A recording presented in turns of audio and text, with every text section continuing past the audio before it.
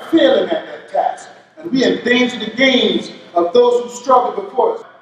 It is very important to note that we will never stand idly by and watch black Teamster members assaulted and discriminated against.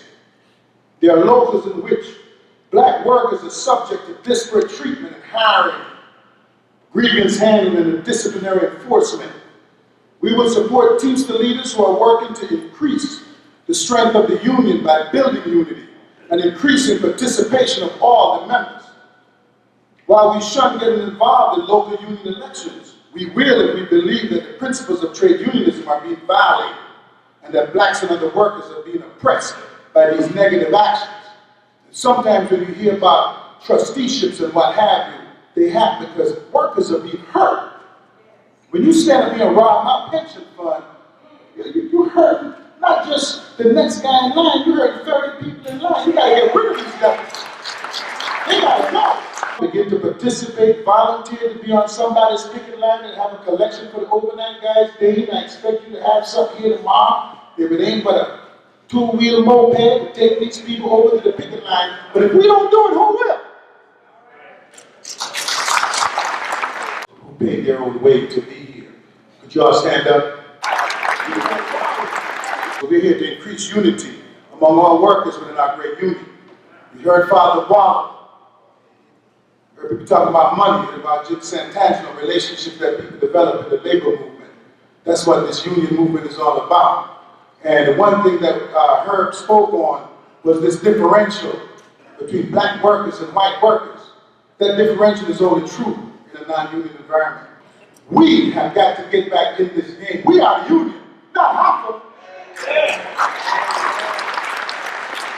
Not Billy Hogan, not Frank Soul. You are. And when you show up or when you start doing, things start happening. You know why this overnight thing been going on so long? They don't sleep. And it makes a case for the need to increase the participation of blacks and Hispanic women in the work of this union. We are failing at that task, and we endanger the gains of those who struggle before us. General President, I'd like to make a few remarks before he releases you all to satisfy your pain. General President Alpha. Hey, let's hear it for Chris.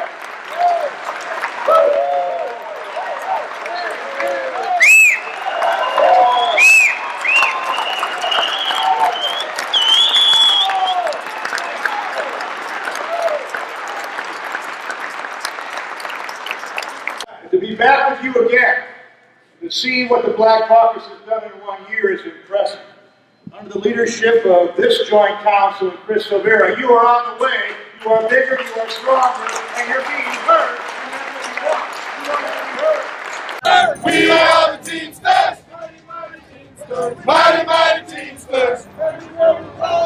Everywhere we go, people want to know. People want to know who we are. Who we are. Everywhere we go, people want to know. People want to know just who you are, who we are. So we tell them, we are the union. So we tell them. What do you want? Contract. When do you want it? Now. Contract. When do you want it? It's the union.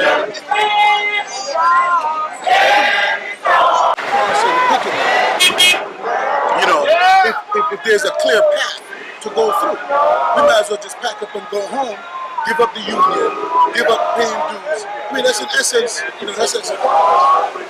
Get involved in your local community school boards. Get involved. You're worrying about President Bush. That school board is killing your kids now. Bush is less of a threat to you than that school board is. What good is the laws of a nation that don't respect the people? The disparity between rich and poor is an ever-increasing disparity, so that today, that middle class of working people that was created by the power of the union is being destroyed. It says, he that observeth the wind shall not sow, and he that regardeth the clouds shall not reap.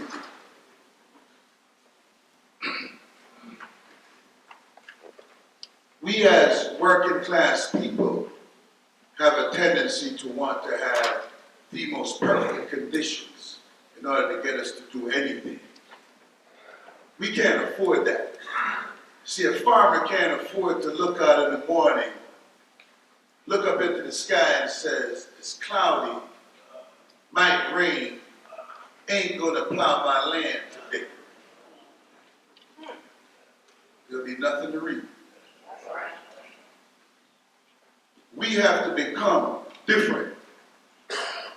We have to become a new type of worker. You went on a picket line yesterday and you shut a joint down. And the state sent 25 squad cars and told you to make a lane so people could go back and forth. Then what was the purpose of the picket line if you could stop no one? I took Brother Bill's advice yesterday. You notice I didn't let any of those cops stand behind me. No sucker punches here. We have to develop a new way, a new energy, if we're going to go forward in this 21st century as modern workers. If not, we're going to become wicked killers, because you will have to survive. We have an obligation to take this struggle to a new level. This struggle today, we have to unite all working people in New York that are ready to become new freedom. You have been loyal to this country. We ain't blow up no building in Oklahoma. That's right.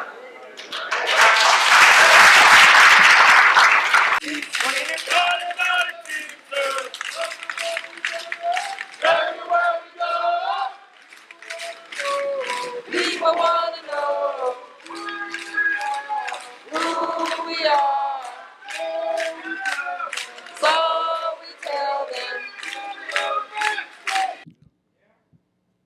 Which is now going to send more jobs to other countries. You know who are in these jobs? These are factory jobs. These are union jobs. These are jobs that gave people pension plans, that gave people health care, that allowed people to retire with dignity. And these crazy black Democrats, so I want you to think I'm a racist. The devil comes in many shades.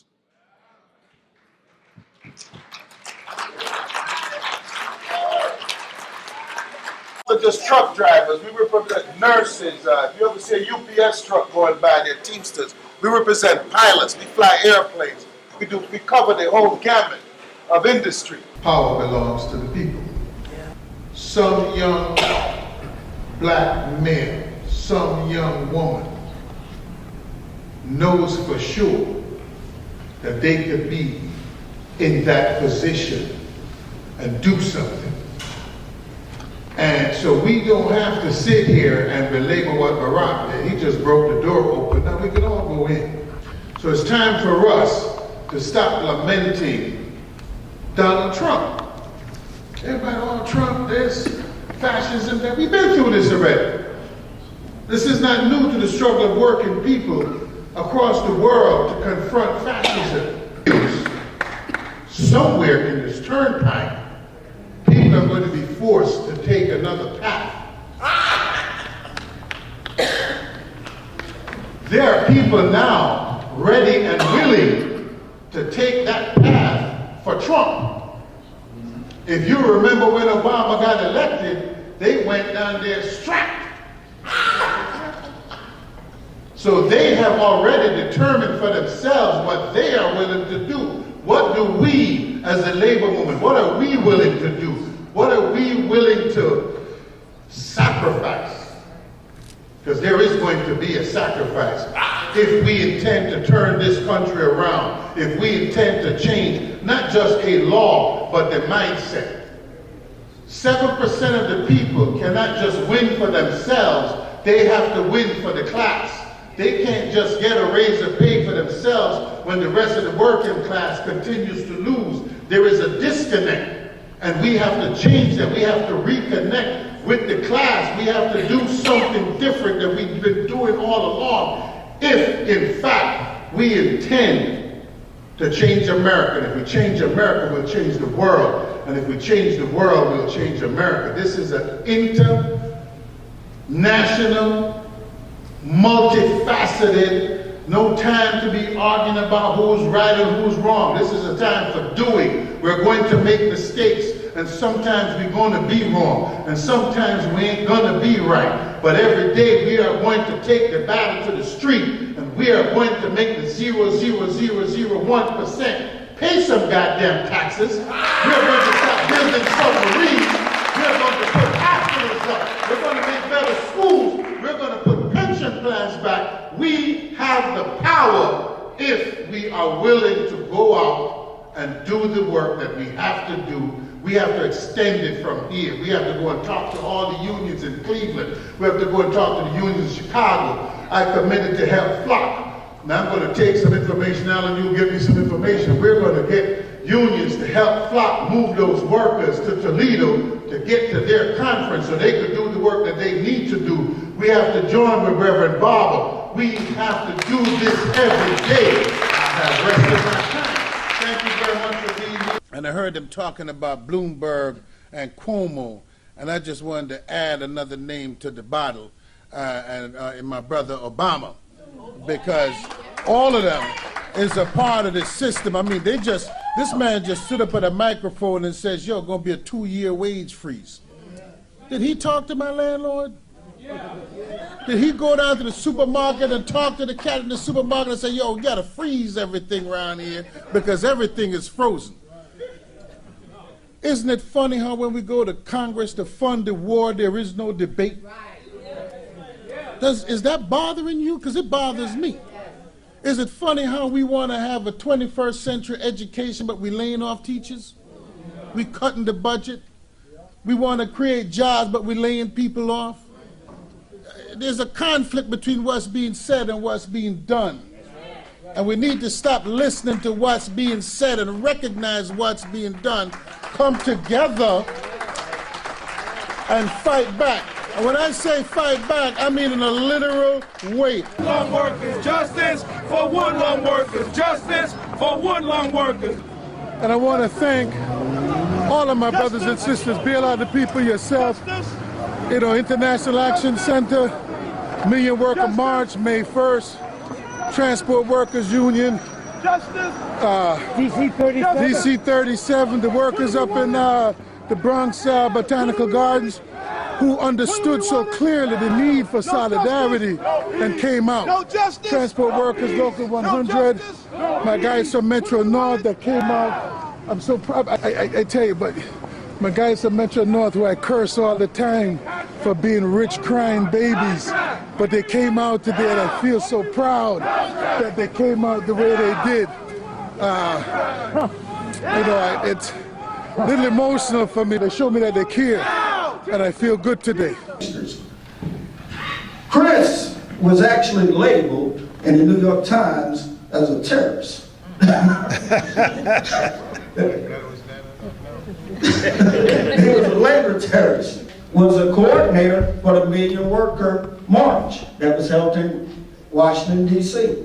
And that whenever you call on for help, he's there. If there's a fight to be had, he's there in the trenches with you. And I know that personally. This young lady that's sitting at this table, Felicia Walker, in 2007, we had a fight with New Era County. I called multiple people in New York City. Didn't nobody have time to help me. I called Chris Silvera. He said, I got a squad there. It'll be took care of. And when Felicia Walker and another young lady showed up in New York City, they was out with them, the handbill with them at Foot Locker. And he actually took care of those young ladies that went to New York, and we actually won that fight. My speech tonight is about the power of the minority. And I had some notes, but I was doing negotiations and doing a whole bunch of things, and so my notes are scrappy as hell. So I'm going to do some of this from what my beliefs are. I like to really do things from my heart, so forgive me if sometimes words get jumbled and I might use some phrases that otherwise might get me in trouble in the church. So I apologize to the pastor ahead of time and any of you that are churchified to that extent that you feel offended. I want to thank my Teamster brothers that came down here knowing that I would be here, because they could get in trouble for fraternizing with someone such as I, the Teamsters, because although we are a democratic organization, sometimes we can be very vindictive. What is this minority? Because they put women in the minority and they're the majority, so I never understood that part. But just think about this for a moment, that African Americans achieve the right to vote without having the right to vote. And that workers form unions without the Democratic Party or the Republican Party or the Whigs or any other political party for that matter, simply by coming around an idea. One idea was freedom. We're having a freedom luncheon here. And freedom brought people together to fight long enough and press hard enough to achieve an outcome that is unheard of when you are 12% of the population. That is powerful. But we're squandering that. The union is squandering its power. Today we're 7% of the private sector and about 12% if you put the public sector in there. But with right to workism, with apathy, with just don't give a hoot, I guess that's apathy too. We're losing it all. The union is becoming old. It has no connectivity to the youth. The youth don't even understand what it is that we do. But we produce the greatest outcomes in the history of mankind. Pensions. How many of you are retired and have a pension or are looking forward to a pension? Phenomenal. Do you know how many people? I'm not talking about a 401k, which is just you're saving your money to spend when you retire. I'm talking about having money to spend when you retire, and that check comes month after month after month. Stock market go up, stock market go down, your check come month after month after month. And why is it that we're not creating new pension plans? So what must this minority do in the face of what we have just seen, which is a new majority? Most of you worry about white supremacy. Let me tell you something. What you're witnessing is the end of white supremacy and the creation of greater and greater equality. The question is, what role will the union play in shaping that future outcome where we don't have Harvey Weinstein anymore, where we don't have to walk as union people and fear what we think and fear what we say? When do we get back into the battlefield of labor and fight for a future for our children? Because these pensions are going to end with us. Because as right to work continue to spread, as technology comes in and offshoring and just laying people off for the heck of laying them off, we have a future that is in question as working people. And some people think their money's strong enough that they're not working people no more. And they want to say they're in the middle class.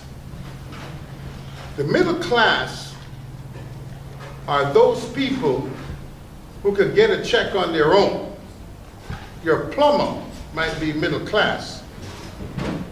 Your accountant might be middle class. Your doctor might be middle class. But if you got to get up and go get a check from another guy, you're in the working class.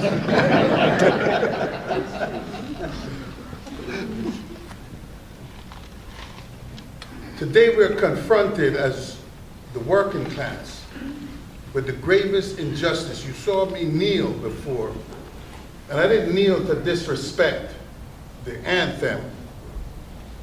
I kneel because I stand with Kaepernick, and I stand with every other human being who believes that it is a problem that a police can walk up to an innocent person and put a bullet in them, and that's it. Even when I had the picture of you planting something on me, that still couldn't get you locked up. Even when I had a license to carry the gun that I told you that I had, and not to panic, because I told you I had the gun so you didn't have to panic, you still killed me. And when I told you I was just selling a cigarette, you choked me to death even though I told you I couldn't breathe anymore. So the police have become judge and jury and executioner. And something is wrong with a society that allows that to exist, because that same police is going to come on your picket line and bust your head wide open and shoot you, as they did in 1934 in San Francisco, as they did in 1934 in Minneapolis, as they continue to do globally, attacking working class people everywhere. So today you saw one person calling Kaepernick a minority. Look at where it has become. They are kneeling in Germany.